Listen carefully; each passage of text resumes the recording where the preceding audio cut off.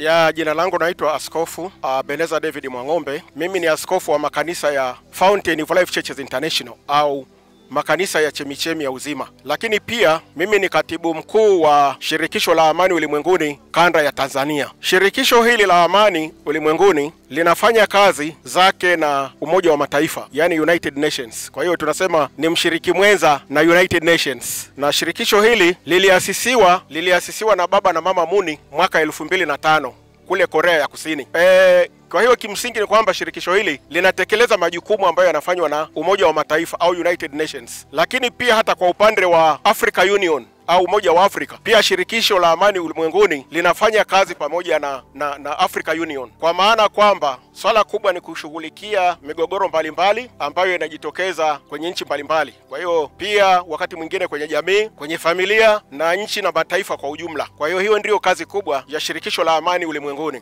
Kwa nini Shirikisho la Amani Ulimwenguni au UPF, yani Universal Peace Federation? Ni kwamba Universal Peace Federation yenyewe kama yenyewe inatambua namna nzuri ya utatuzi wa migogoro, kwa maana kwamba kwa sababu Shirikisho la Amani Ulimwenguni lina vitengo mbalimbali katika jamii. Kwa mfano, kuna kitengo kinachojihusisha na viongozi wa dini mbalimbali, kuna kitengo kinachojihusisha na wafanyabiashara, kuna kitengo kinachojihusisha na machifu au viongozi wa kimila, kuna kitengo kinachojihusisha na wasomi, kuna kitengo kinachojihusisha na maraisi wastaafu na walioko madarakani, wake wa maraisi walioko madarakani na wastaafu, makamu wa rais walioko madarakani na aliyestaafu, wake zao, lakini pia mabalozi. Kwa hiyo shirikisho hili kimsingi ni pana sana. Hata wakati mwingine linajihusisha na wanasanaa au wasanii katika kutekeleza jukumu lao kubwa ambalo ni jukumu la kuhakikisha kwamba amani inaboreshwa mahali popote pale. Na amani yenyewe ambayo Shirikisho la Amani linaiangalia linaanzia chini sana. Linaanzia kwenye grassroots, linaanzia kwenye mtu mmoja, alafu linaenda kwenye familia, alafu linaenda kwenye jamii, kuhakikisha kwamba amani inapatikana, amani ya nchi kwa ujumla na amani ya kimataifa. Kwa hiyo hili Shirikisho la Amani Ulimwenguni kimsingi linafanya kazi kwa kutumia mabalozi wake ambao wanapatikana katika nchi mbalimbali. Mabalozi hawa jukumu lao kubwa ni kufanya kazi kwa kushirikiana na mashirika ya umma na mashirika binafsi na vikundi mbalimbali vya kijamii katika kuhakikisha kwamba amani, elimu na maendeleo endelevu yanapatikana katika nchi zetu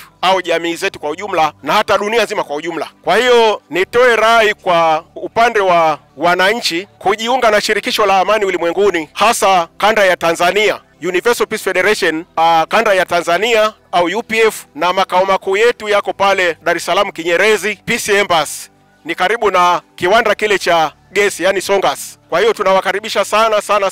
Shirikisho la Amani Ulimwenguni kwa upande wa Tanzania linasaidia sana. Limetoa semina nyingi sana kwa vijana, limetoa semina nyingi kwa watumishi wa Mungu bila kujali dini zao. Machifu pia wamepewa semina, na linashirikiana na taasisi zingine ambazo ni za ndani na nje ya nchi. Kwa hiyo familia, ukiwa mwanafamilia wa Shirikisho la Amani Ulimwenguni au Universal Peace Federation, maana yake ni kwamba wewe umeingia kwenye familia bora, kwa sababu kwa mujibu wa misingi ya Universal Peace Federation au Shirikisho la Amani Ulimwenguni, tunaamini zaidi katika kuwa familia moja chini ya Mwenyezi Mungu, lakini pia tunaamini kuishi kwa ajili ya wengine. Tunaamini kuishi na kugawana sawa. Tunaamini kuishi na kuhakikisha kwamba kila mmoja wetu anafanikiwa katika njia ya kutumia masaidizano. Kwa hiyo kwanza niseme tu nashukuru sana ili niweze kuhabarisha umma kuhusiana na Shirikisho la Amani Ulimwenguni. Asante sana.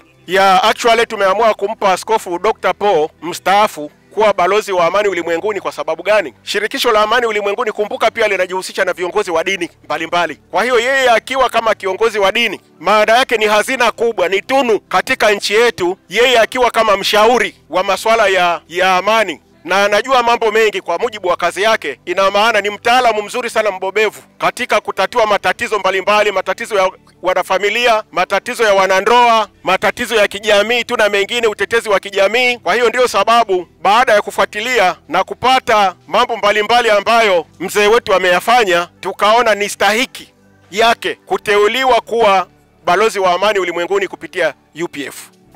Huyu sasa amekuwa ni balozi wa amani wa kimataifa.